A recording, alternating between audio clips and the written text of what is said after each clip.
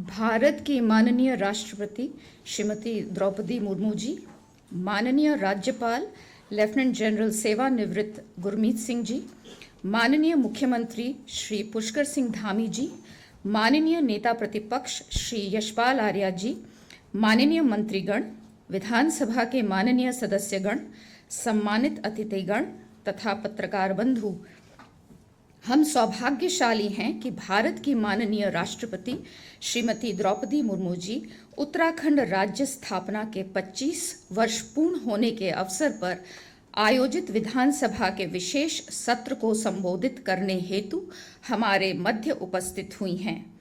उत्तराखंड विधानसभा की ओर से मैं आपका हार्दिक स्वागत एवं अभिनंदन करती हूँ।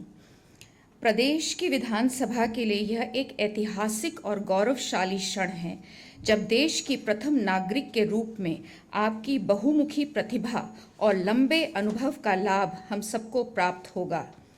माननीय राष्ट्रपति जी, मुझे आपको बताते हुए अत्यंत हर्ष हो रहा है कि उत्तराखंड की जन भावनाओं का सम्मान करते हुए भारतीय राजनीति के अजात शत्रु भारत के पूर्व प्रधानमंत्री स्वर्गीय श्रद्धेय अटल बिहारी वाजपेयी जी ने 9 नवंबर 2000 को उत्तराखंड राज्य बनाया।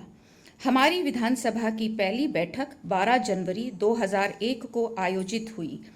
तब से अब तक भारतीय लोकतंत्र के उच्च सिद्धांतों एवं परंपराओं पर चलते हुए उत्तराखंड विधानसभा ने अपनी यात्रा में कई महत्वपूर्ण आयाम स्थापित किए हैं। इस अवसर पर मैं राज्य निर्माण के लिए अपना सर्वस्व न्यौछावर कर देने वाले आंदोलनकारियों को नमन करती हूँ। राज्य आंदोलनकारियों का बलिदान हमें उत्तराखंड की सर्वांगीण प्रगति के प्रति चेष्टावान रहने का संदेश देता है। उत्तराखंड राज्य निर्माण आंदोलन में हमारी मातृशक्ति ने भी अग्रणी भूमिका निभाई थी। माननीय राष्ट्रपति जी, उत्तराखंड प्रदेश की महिला हमेशा से सशक्त रही है। पर्यावरण संरक्षण, खेती बाड़ी और समाज की कुरीतियों के खिलाफ आंदोलन से लेकर राज्य निर्माण आंदोलन तक हमारी महिलाएं सक्रिय रही हैं। आज रजत जयंती पर आपके आने से हम सब बहनें गौरवान्वित एवं प्रफुल्लित हैं और हमें नई ऊर्जा का संचार हुआ है। भविष्य में भी प्रदेश की प्रगति में हम महिलाएं बढ़ चढ़कर भागीदारी निभाएंगी, ऐसा मेरा विश्वास है। 25 वर्षों के कालखंड में हमारी विधानसभा ने 500 से अधिक विधेयक पारित किए हैं, जिनमें महिलाओं का 30% क्षैतिज आरक्षण जैसा महत्वपूर्ण विधेयक को भी पारित किया गया है।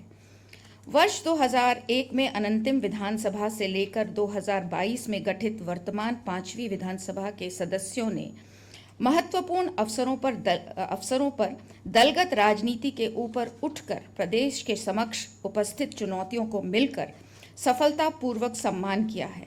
उन्होंने न केवल अपने ज्ञान, विवेक एवं परिश्रम से आम जनता की आशाओं और आकांक्षाओं को मूर्त रूप देने का कार्य किया है, बल्कि प्रदेश में संसदीय लोकतंत्र की मजबूत नींव रखकर सशक्त उत्तराखंड का मार्ग भी प्रशस्त किया है।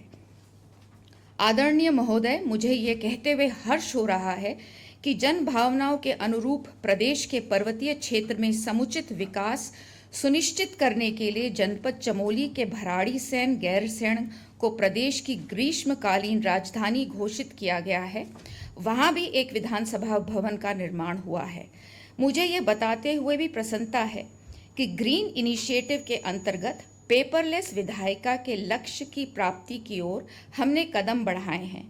उत्तराखंड विधानसभा में हमने देहरादून और गैरसैंण दोनों स्थानों पर नेशनल ई विधान एप्लीकेशन नेवा प्रारंभ किया है।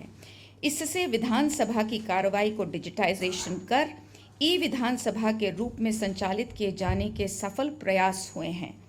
इसी कड़ी में हमने विधानसभा में माननीय सदस्यों और शोध विद्यार्थियों की सहायता के लिए एक ई लाइब्रेरी की स्थापना भी की है।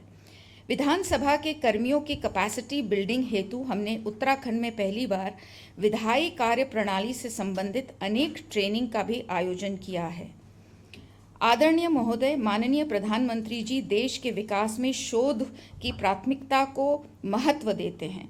इसका अनुसरण करते हुए मेरे द्वारा विधानसभा के अंतर्गत पूर्व राष्ट्रपति डॉक्टर प्रणब मुखर्जी द्वारा स्वीकृत international institute of parliamentary studies research and training Bharadisain Gairsain में शुरू किया गया है। हमारा उद्देश्य इस इंस्टीट्यूट को विधायी, संसदीय, पॉलिसी प्लानिंग आदि विषयों में उच्च कोटि का सेंटर ऑफ एक्सीलेंस बनाने का है। हमारी संकल्पना यह भी है कि इस इंस्टीट्यूट के विभिन्न कार्यक्रमों और शोध कार्यों के माध्यम से प्रदेश में युवाओं के लिए आगे चलकर रोजगार के नए अवसर सृजित होंगे। माननीय राष्ट्रपति जी, मैं एक बार पुनः आपका हृदय की गहराइयों से इस ऐतिहासिक अवसर पर स्वागत करती हूँ। मुझे पूर्ण विश्वास है कि आपके विचार हम सभी के अंतर्मन में नई ऊर्जा का संचार करेंगे और इस सम्मानित सभा को नई दिशा देने का मार्ग प्रशस्त करेंगे। इससे हम प्रदेश तथा देश को विकसित भारत बाय 2047 के महान लक्ष्य की ओर प्रभावी तरीके से ले जाने में सफल होंगे। जय हिंद, जय उत्तराखंड।